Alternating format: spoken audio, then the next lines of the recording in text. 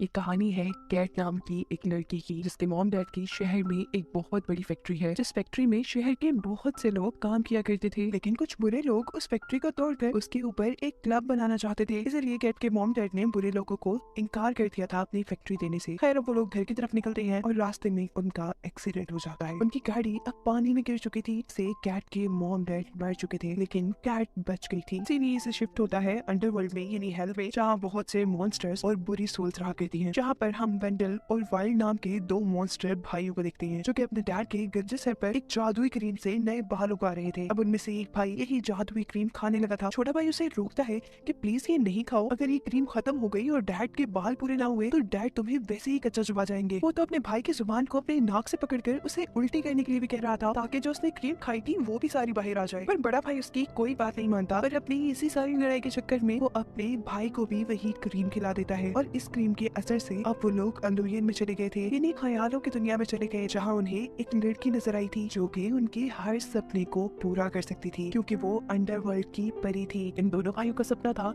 कि वो लोग हेल के अंदर एक बहुत बड़ा पार्क बनाए, जहाँ पर सारी सोल्स मजे करेंगी। पर इतना बड़ा पार्क बनाने के लिए उनके पास पैसे नहीं थे। उनको लग रहा था कि उनके ख्याल में जो परी आई है शायद वही उन्हें पैसे दे और इस तरह उनका ख्वाब पूरा हो जाए। इसके बाद हमें दिखाया जाता है दोबारा केट को, जो रास्ते में वो देखती है कि उसके मॉम डैड की फैक्ट्री अब तबाह हो गई थी। इस फैक्ट्री के तबाह होने की वजह से बहुत से लोग तो मारे गए थे इस फैक्ट्री के अंदर ही, और बहुत से लोग ये शहर छोड़कर जा चुके थे। केट अब स्कूल आ चुकी थी, जहाँ हम एक लड़की को देखते हैं जो कि एक बहुत ही प्यारी सी ड्राइंग बना रहा है अपने स्कूल प्रोजेक्ट के लिए। वो लड़का कैट को देखने के लिए बाहर आता है, जहाँ पर तीन लड़कियां कैट से दोस्ती करना चाह रही थी, लेकिन कैट उनसे दोस्ती नहीं गई। तभी अचानक कैट देखती है कि ऊपर से एक ईंट गिरने की वजह से एक लड़की की जान खतरे में है। होश में आते ही कैट जल्दी से उस लड़की को धक्का देकर दूर गिराती है, जिससे सच में वो लड़की बच गई थी। इस तरह हमें पता चला था कि केट फ्यूचर भी देख सकती है। अब स्कूल के अंदर क्लास शुरू हो चुकी थी। टीचर एक ऑक्टोपस क्लास में लेकर आई थी और उसे दिखाते हुए वो बताती है कि ये ऑक्टोपस सिचुएशन के लिहाज से अपनी हालत भी बदल लेता है। लेकिन अजीब बात यहाँ ये होती है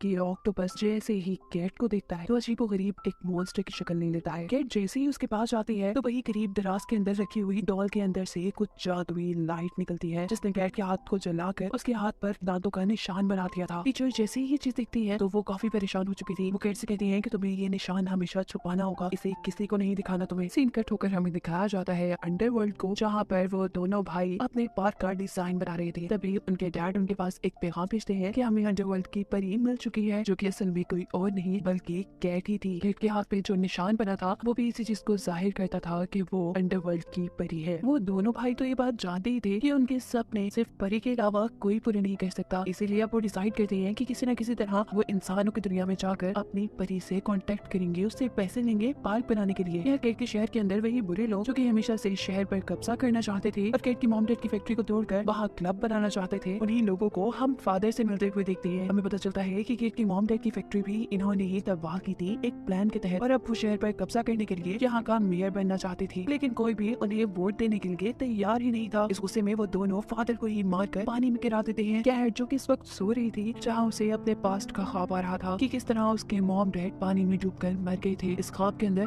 वो खुद भी मरने ही वाली थी कि अचानक कोई उसका हाथ पकड़कर उसे बाहर निकाल देता है। असल में दोनों मॉन्स्टर भाई अंडरवर्ल्ड से कैट के ख्वाब में आकर उससे बात करना चाहते थे, उसे बताना चाहते थे कि तुम हमारी परी हो और अगर तुम हमारी मदद करोगी तो इसके बदले में हम तुम्हारे मॉम डैड को जिंदा कर देंगे। इस सब काम के लिए केट को एक जादुई डॉल की जरूरत थी और एक साथी की, जिसे लेकर उसे अपने मॉम डैड की ग्रेव तक आना था, क्योंकि उसके मॉम डैड की ग्रेव के जरिए ही वो दोनों मॉन्स्टर भाई उससे मिलने के लिए आते। केट अपनी तरफ से तैयारी शुरू कर देती है, जबकि हमें दिखाया जाता है कि वो दोनों भाई भी जल्दी जल्दी अपना काम खत्म करने की कोशिश कर रहे हैं, यानी वो अपने डैड के सर पर जल्दी जल्दी बाल लगाने की कोशिश कर रहे थे कि इसी दौरान उनकी मशीन के नीचे एक कीड़ा आकर मर जाता है, और जैसे ही वो जादुई क्रीम उस कीड़े पर गिरती है तो वो फौरन जिंदा हो जाता है। अब इस क्रीम के जरिए उन्हें इंसानों को जिंदा करने का रास्ता मिल चुका था। वो दोनों भाई अपने डैड को चकमा देने के लिए अपने जैसे ही स्टैचू बनाकर अपने बेड्स पर लिटा देते हैं, जबकि यहाँ कैट भी अपने मॉम डैड की ग्रेव तक पहुंच चुकी थी।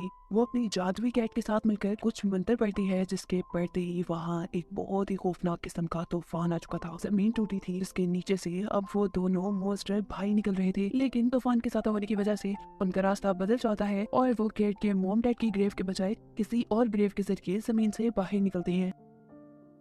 कैट जो यहाँ खड़ी उन दोनों भाइयों का इंतजार कर रही थी, उसे लगता है कि वो दोनों भाई उससे झूठ बोल रहे थे। इसी गुस्से में वो वहाँ से चली जाती है। यहाँ जब उन दोनों भाइयों को भी अपनी परी नहीं मिलती तो वो सोचते हैं कि क्यों ना पहले अपनी क्रीम को टेस्ट ही कर लिया जाए। इसीलिए उन्होंने एक कब्र खोदी थी। ये कब्र और किसी की नहीं थी बल्कि कैट के स्कूल के फादर की थी, जिन्हें कुछ ही देर पहले बुरे लोगों ने मारा था। फादर को जिंदा करके ये दोनों भाई उससे पैसे मांग रहे थे। तब फादर उनको जवाब देते हैं कि ना तो मेरे पास पैसे हैं और अगर तुम इस कब्रिस्तान के हर आदमी को भी जिंदा कर दो तो किसी के पास भी पैसे नहीं निकलेंगे। ये शहर अब बहुत गरीब हो चुका है। ये सुनकर उन दोनों को ये बहुत ज्यादा गुस्सा आता है, ऐसे जैसे उनकी सारी मेहनत पानी में जा रही है और पैसे ना मिलने की वजह से जैसे उनका सपना पूरा ही नहीं होगा। वो इस गुस्से में फादर को दोबारा से मारने ही वाले थे कि तभी फादर उन्हें कहते हैं कि रुको रुको, मैं तुम्हें कुछ ऐसे लोगों के पास लेकर जाऊंगा जिनके पास पैसे भी हैं और जो अपने काम निकलवाने के बाद तुम्हें बहुत से पैसे भी दे सकते हैं। फादर उन्हें और कहीं नहीं बल्कि उन्हीं बुरे लोगों के पास लेकर आया था जिन्होंने फादर को मारा था। फादर बुरे लोगों से कह रहे थे कि तुम लोग मेयर का इलेक्शन जीतना चाहते हो ना, और इसके लिए तुम्हें वोट चाहिए, तो तुम इन दोनों मॉन्स्टर भाइयों का इस्तेमाल करके मरे हुए लोगों को जिंदा करके वोट ले सकते हो और ऐसे जीत कर मेयर बन सकते हो।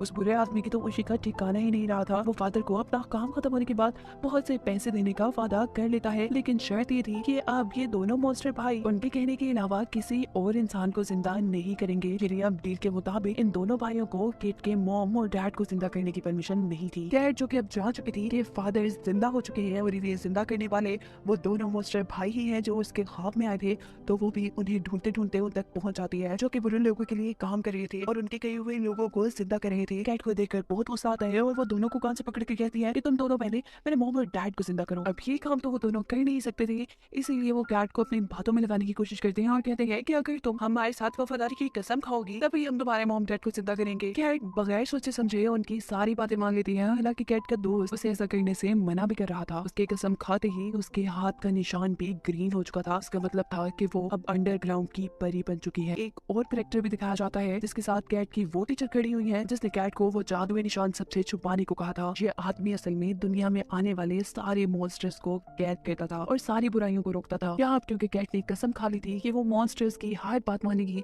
तो मॉन्स्टर उसे खाना लाने का कहकर खुद अपना काम शुरू कर देते हैं। यानी अब वो लोग इंसानों को जिंदा कर रहे थे। अपना काम खत्म करने के बाद वो दोनों भाई बची हुई क्रीम खाने लगते हैं। ये देखकर कैट के दोस्त को गुस्सा आता है और वो कहता है रुक जाओ, इस क्रीम को छोड़ दो वरना कैट के मॉम डैड को जिंदा करने के लिए कहाँ से क्रीम लाओगे। जब वो दोनों भाई उसकी बात नहीं सुनते तो वो अपने आप को छुड़वा कर उनके हाथ से क्रीम खींचकर कैट के मॉम डैड को जिंदा करके सारी कहानी बताता है और कैट को ढूंढने के लिए शहर भेज देता है। जबकि यही से अब हम अंडरवर्ल्ड में देख रहे थे इन दोनों मॉन्स्टर भाइयों के डैड को। वो देखता है कि उसके बेटों ने काफी सारे उसके बाल लगा ही नहीं है। उससे में वो जब दोनों बेटों को अपने नाक के जरिए बाहर निकालता है तो देखता है कि उसके बेटे तो वहाँ से गायब हैं, बल्कि उनकी जगह स्टैचू लेटे हुए हैं। कैट के शहर में कैट भी जान चुकी थी कि उसके मॉम डैड अब जिंदा हो गए हैं। वो दोनों को देखकर बहुत ज्यादा खुश थी और जब दोनों से गले मिल रही थी तो उसके हाथ पे अजीब सा निशान उसके मॉम डैड दिखते हैं और उनके पूछने पर कैट बताती है कि मैंने आप दोनों को जिंदा करने के लिए दो डीमंस भाइयों से डील की थी कि वो आप दोनों को जिंदा करेंगे और मैं उनकी हर बात मानूंगी। जिस पर उसकी मॉम डैड उसे सच्चाई बताती है कि हमें डीमंस ने नहीं बल्कि तुम्हारे दोस्त ने जिंदा किया है। ये बात सुनते ही कैट को एहसास होता है कि उन दोनों मॉन्स्टर भाइयों ने उसे धोखा दे दिया है।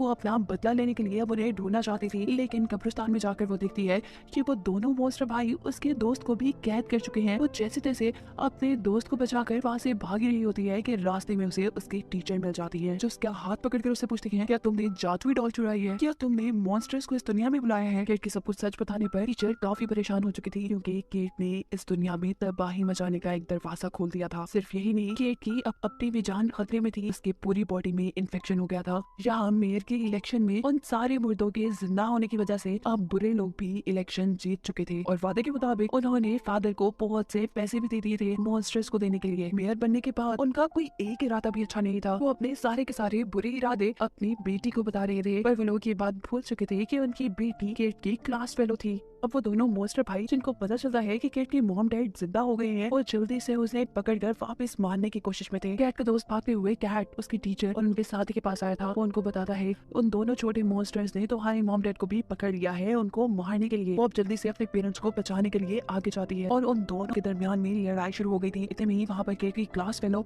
जो कि बुरे लोगों की बेटी थी, वो आकर इस लड़ाई को रुकवाते हुए बोलती है कि रुको रुको, मेरी बात सुनो। मेरे मॉम डैड ने जो तुम लोग को पैसे दिए हैं वो सब के सब नकली गई है। यही नहीं बल्कि मेरे मॉम डैड तो ना ही इन मॉन्स्टर्स का पार्क बनवाना चाहते हैं और ना ही कोई स्कूल यहाँ पर बनाना चाहते हैं। और अगर कुछ ना किया गया तो कल तक ये शहर पूरी तरह तबाह हो जाएगा। उनकी इन्हीं बातों के दौरान जमीन पर एक बहुत बड़े तूफान के साथ दोनों मॉन्स्टर भाइयों का डैड यानी अंडरवर्ल्ड का बादशाह भी बाहर निकल आया था, जिसने आते ही उन दोनों मॉन्स्टर्स यानी अपने बेटों के साथ साथ बहुत से और लोगों को भी अपने हाथ में उठा लिया था। यहाँ वो आदमी जो कि हमेशा से दुनिया में आने वाले हर मॉन्स्टर को कैद किया करता था, वो इस बड़े मॉन्स्टर को भी कैद करने की कोशिश में था, लेकिन शायद इतनी ताकत नहीं थी उसमें कि वो इतने बड़े मॉन्स्टर को कैद करता। सबसे पहले तो अपने दोनों बच्चों पर गुस्सा हो रहा था कि उसके बालों की सारी क्रीम खत्म हो गई है। इस गुस्से में इससे पहले कि वो अपने दोनों बच्चों को खा लेता, मॉन्स्टर को वो बड़ी सी पेंटिंग दिखती है। पेंटिंग में दिखाया जा रहा था कि किस तरह एक फादर अपने बेटों को बचाने के लिए लड़ रहा था। ये देखते ही मॉन्स्टर को भी समझ आता है कि उसे अपने बेटों को खाना नहीं चाहिए बल्कि उन्हें बचाना चाहिए। एक और बात अजीब थी, मॉन्स्टर इस जगह पर रोने भी लगा था। वो सबको बताता है कि पहले भी मेरे बहुत से बेटे अंडरवर्ल्ड से भाग आए थे, वो कभी मेरे पास वापस नहीं आए। उसकी बात सुनते ही मॉन्स्टर्स को कैद करने वाला आदमी उस मॉन्स्टर को उसके बेटे दिखाता है और कहता है कि अगर तुम हमारे सारे साथियों को छोड़ दो तो मैं तुम्हारे सारे बेटे तुम्हें वापस कर दूंगा। डील के मुताबिक मॉन्स्टर को उसके बेटे मिल जाते हैं और सारे इंसानों को मॉन्स्टर आजाद कर देता है। लेकिन इतने में ही वो फादर जो कि मॉन्स्टर्स की क्रीम की वजह से दोबारा जिंदा हुए थे, वो मर चुके थे। बड़ा मॉन्स्टर बताता है कि ये मेरी क्रीम कुछ ही वक्त के लिए काम करती है, यानी अब कैट के मॉम डैड भी मर जाते। वो अपनी बेटी से कहते हैं कि अभी भी वक्त है, हमें मरने से पहले इस शहर को बचाना होगा, जिसके लिए सबसे पहले उन्हें मेयर को रोकना था। सभी लोग मिलकर मेयर को रोकने के लिए पहुंच जाते हैं। मेयर को रोकने वाले लोगों में